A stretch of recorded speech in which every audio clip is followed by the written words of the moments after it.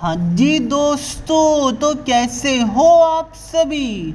प्यारे बच्चों, सीबीएसई की तरफ से सभी class 10th as well as class 12th वाले 2024 वाले बोर्ड बच्चों के लिए कुछ इम्पोर्टेंट ऑफिशियल अपडेट निकल कर आया है। एंड काफ़ी इम्पोर्टेंट अपडेट से ये पीडीएफ जो आप देख पा रहे हैं ये 29 पेजेस का था, जिसको मैं आपके लिए बस जो आपके लिए इम्पोर्टेंट है वो सारा कुछ ब्रीफली एक्सप्लेन करने जा रहा हूँ।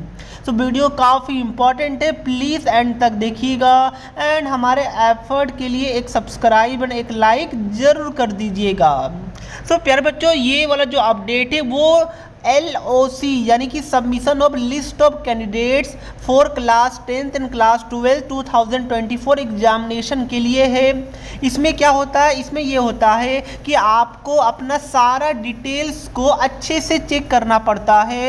एंड वो डिटेल्स स्कूल वाले वेरीफाई करके उसमें आपका साइन रहेगा, आपके पेरेंट का साइन रहेगा, उसके बाद CBSE को भेज दिया जाएगा।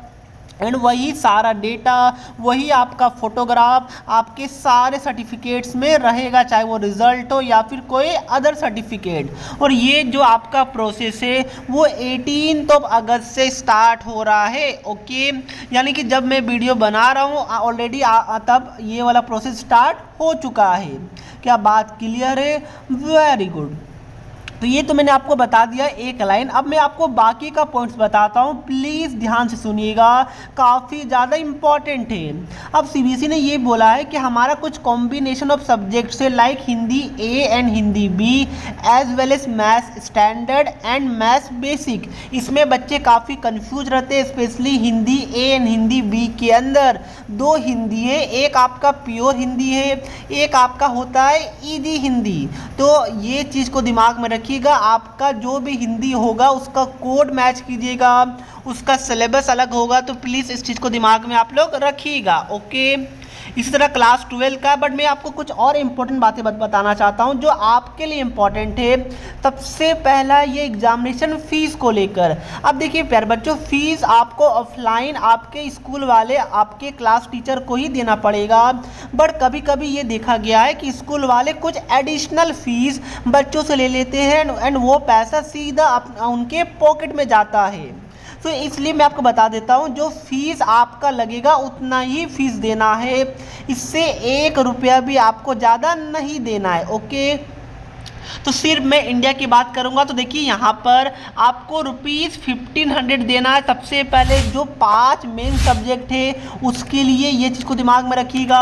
उसके बाद आपको 300 रुपया देना है जो आपका एक्स्ट्रा सब्जेक्ट है, यानी कि अगर आपके पास टोटल 6 सब्जेक्ट है, चाहे आप क्लास 10 के हो या क्लास 12 के, तो आपको 1800 देना है।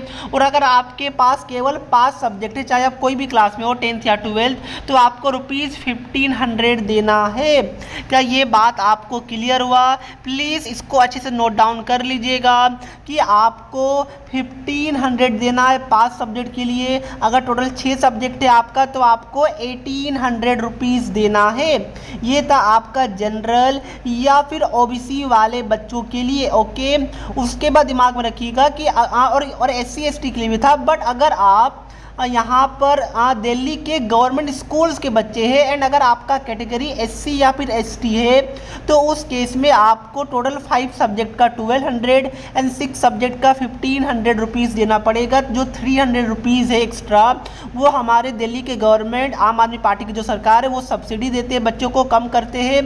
तो ये ओनली फॉर दिल्ली वाले स्कूल के बच्चों के लिए, गवर्नमेंट स्कूल के दिल्ली के बच्चों के लिए एंड SC एंड ST के लिए। ओके, बाकी पूरे इंडिया में एक्सेप्ट फॉर दिल्ली आपको 5 सब्जेक्ट का 1500, 6 सब्जेक्ट का आपको 1800 देना पड़ेगा। और ध्यान रखिएगा ये आपका थ्योरी पेपर का है। ओके, मतलब क्या हो सर जी? मतलब ये वो मैं आपको बता दूं कि देखिए क्लास 12 वाले बच्चों के लिए प्रैक्टिकल का अलग से पैसा देना पड़ता है। ओके, तो अगर आप इंडिया के बच्चे हैं तो आपको ₹150 पर प्रैक्टिकल सब्जेक्ट आपको देना पड़ेगा एंड माइग्रेशन सर्टिफिकेट का आपको ₹350 देना पड़ेगा।